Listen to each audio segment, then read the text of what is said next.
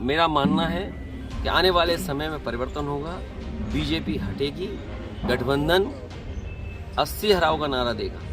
जब 80 हारेंगे तभी भारतीय जनता पार्टी हटेगी। लोकसभा में जो नौजवान कूदे हैं, नौजवान दुखी थे, उन्हें रोजगार और नौकरी नहीं मिल पा रही थी, इसी वजह से गूंगी बहरी सरकार को जगाने के लिए वो नौजवान लोकसभा में कूदे। मामा को दुखी करना ये अच्छी बात नहीं है।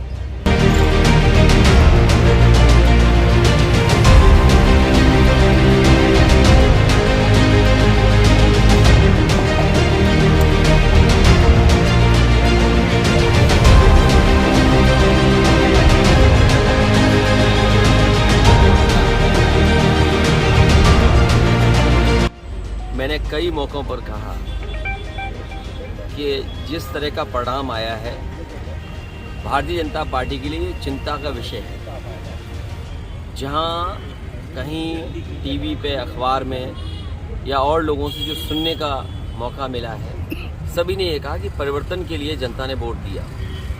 राजस्थान में कांग्रेस की सरकार थी, उसको हटाने के लिए जनता ने वोट दिया।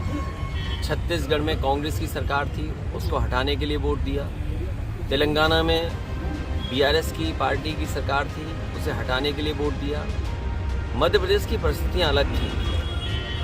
समाजवादियों को भी साथ लिया होता या अन्य दलों को साथ जोड़ा होता तो परिणाम मध्य प्रदेश का भी परिवर्तन का होता। जितने भी लोग हैं जिन्होंने भी उसकी समीक्षा की है चुनाव की, उन्होंने कहा कि जनता परिवर्तन चाहती थी और कुछ योजनाओं को लाभ पहुंचा, इसलिए सरकारें बनी।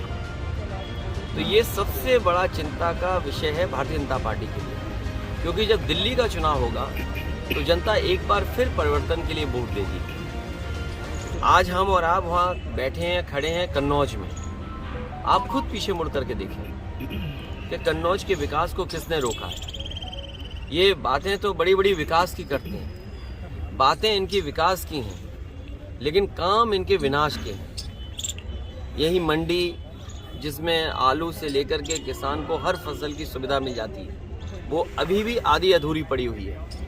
केवल हम लोगों के बोलने की वजह से वो चालू हो गई। तिरवा रोड पर मेडिकल कॉलेज के सामने मंडी का बाजार था, किसान बाजार, वो अभी भी आधा अधूरा पड़ा हुआ है। मेडिकल कॉलेज की स्थिति हमसे बेहतर आप जानते हैं, और अगर आपको दिखाना हो और अगर आप सच्चे और ईमानदार पत्रकार हैं तो अपने कैमरे और माइक लेकर के मेडिकल कॉलेज में किसी कोने में चले जाएं। जिस तरह से बजट मिलना चाहिए था वो बजट नहीं मिला, और ना बजट मिलने की वजह से आज मेडिकल कॉलेज में किसी भी गरीब का, किसान का और गांव में रहने वालों का इलाज नहीं हो पा रहा है। जिला अस्पताल में वो सुविधाएं नहीं हैं जहां गरीबों को इलाज मिल पाए, और लगातार अन्याय लोगों पर हो रहा है। महंगाई बढ़ गई, बेरोजगारी बढ़ गई।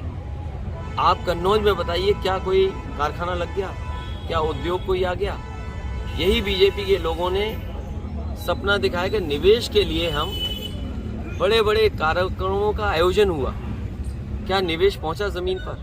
और अगर निवेश जमीन पर पहुंचा है तो उस निवेश के माध्यम से कितनी नौकरी, कितने रोजगार मिले, ये सरकार बताए। अब जमीनें ढूंढी जा रही है जिलों में। सुना है कुछ दिनों पहले सरकार ने यह कहा कि निवेश के लिए जमीन चाहिए। जो सरकार 2 साल होने वाले हैं, अगर निवेश के लिए जमीन नहीं ढूंढ पाई है तो निवेश होगा कहां पर? आपके जिले में भी कहीं ना कहीं जमीन चिन्हित करने की कोशिश की होगी। तो बताइए, निवेश के लिए जमीन ढूंढ रहे हैं, और जो निवेश के लिए सब कुछ तैयार है वो आधा अधूरा पड़ा हुआ है। एम्बुलेंस इन्होंने बर्बाद कर दी, पुलिस को बेईमान इन्होंने बना दिया। अभी मैं आया हूँ, कई लोगों ने मुझे जानकारी दी कि पुलिस किस तरह अन्याय कर रही है उनके साथ। यहाँ बैठे लोग हैं, राजेंद्र हैं, बैठे हैं, इनके साथ कितना अन्याय हुआ। मुझे होम सेक्रेटरी तक कहना पड़ा, तब थोड़ी बहुत राहत मिली होगी उन्हें। तो ये स्थितियाँ हैं। अपने यहाँ व्यवस्था कर ले कोई पुलिस के लिए तो पुलिस मदद कर देगी या निष्पक्ष कार्रवाई हो जाएगी। अगर आपने व्यवस्था नहीं की तो पुलिस आपके पीछे पड़ जाएगी, और अगर आप भी सच्ची खबर दिखाओगे तो हो सकता है आपके खिलाफ भी कार्रवाई हो जाए। मेरा मानना है कि आने वाले समय में परिवर्तन होगा, बीजेपी हटेगी, और मैंने नारा दिया है कि सभी दल साथ आएं, खासकर जो समाजवादी पार्टी के साथ गठबंधन में थे। गठबंधन 80 हराओ का नारा देगा। जब 80 हारेंगे तभी भारतीय जनता पार्टी हटेगी। और भारतीय जनता पार्टी हटने से ही देश खुशहाली के रास्ते पर जाएगा। इनके पास नारे तो नए नए हैं, अब कह रहे हैं कि डेवलप्ड कंट्री का सपना देख रहे हैं। जिनके वचन में कोई दम, मतलब कहने और कथनी में फिर अलग अलग हो, क्या कहा और क्या किया, इसका जनता को आकलन करना पड़ेगा। और अभी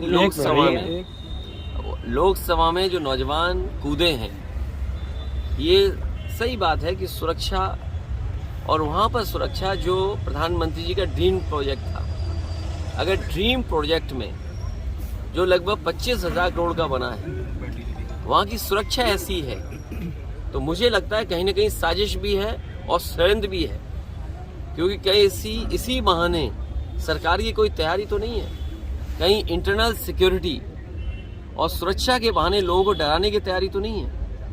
एक तो सवाल वो खड़ा होता है, और दूसरा सवाल खड़ा होता है, कई प्रतिष्ठित अखबारों ने कहा कि नौजवान बहुत त्रस्त थे।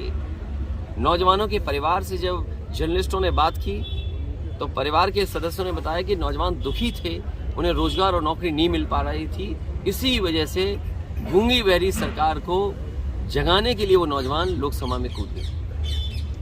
भैया एमपी में यादव मुख्यमंत्री बनाया है भाजपा ने, इसको यूपी से जोड़कर देखा जा रहा है, क्या मानते हैं, क्या असर डालेगा 24 के चुनाव में? ये केवल 24 तक हैं, और 24 के बाद क्या होगा वो आप जानते हो क्या होगा।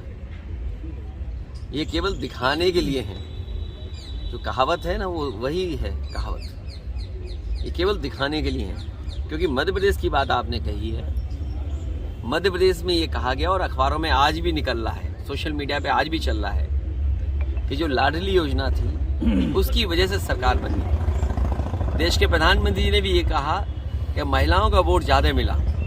अब आप खुद कल्पना करिए कि लोकतंत्र में जिस नेता की वजह से सरकार बनी हो, वही मामा दुखी हो, मामा को दुखी करना ये अच्छी बात नहीं है। और इसका परिणाम जो आने वाला है, तो वो आने वाले समय में 24 को आप देख लेंगे। 24 में भैया इंडिया गठबंधन को लेकर क्या? इंडिया गठबंधन होगा, और मैंने पहले भी कहा कि ये जो परिणाम आए हैं, इससे इंडिया गठबंधन और मजबूत होगा। और ईवीएम को लेकर आपने भी जनसंग्रह की बात करी थी, विपक्ष का ये कहना है कि जब वो जीतते हैं तो ईवीएम को ठीक नहीं फोड़ते हैं। ये आप कुछ जानते नहीं हैं, आप पत्रकारिता है तो ठीक से करें पत्रकारिता, और किसी की बात को ये ना कहें। समाजवादियों ने कहा कि अगर आप अमेरिका से नकल कर रहे हो, आप डेवलप्ड कंट्री बनना चाहते हो, तो जो डेवलप्ड कंट्री में व्यवस्था है वोट डालने की, उसको क्यों नहीं अपना रहे हो आप? अमेरिका जैसा देश जो अर्थव्यवस्था में ताकतवर है, वो अपने आप महीनों बैलेट से वोट डलवाता है। जापान जैसा देश जहाँ से ईवीएम कभी बनी, वो बैलेट से वोट डलवा रहा है। जर्मनी का जो सुप्रीम कोर्ट है, उसने ये पाबंदी लगाई कि अगर ईवीएम से मशीन से वोट पड़ेगा तो वो अनकॉन्स्टिट्यूशनल है। ये तीनों बातें जो मैंने कही हैं, इन तीनों बातों पर आप खुद विश्लेषण करिए। और भारत सरकार ये कह रही है कि हम दुनिया में सबसे ताकतवर देश बनने जा रहे हैं और बनना चाहते हैं। तो क्या अविश्वास के साथ आप ताकतवर बनना चाहते हैं? जनता को विश्वास हो और सीक्रेट बैलेट, आज तो ये पता लग जाता है इस गांव में, इस मजरे में वोट किसको मिलने वाला है, किसको पड़ने वाला है। तो ये सीक्रेट बैलेट कहाँ है वोटिंग? इसलिए समाजवादियों का मानना, मैं आज फिर कहता हूँ आपसे, मैं जनता से अपील करूंगा कि समाजवादियों को जिताइए, बीजेपी को हटाइए। बीजेपी के हटने से ईवीएम भी हटेगी। इंडिया गठबंधन में समाजवादियों का प्रस्ताव होगा, और जनता से अपील होगी उसके माध्यम से कि देश में ईवीएम हटे, बीजेपी हटेगी तो उससे ईवीएम हट जाएगी। भैया अगर इंडिया गठबंधन में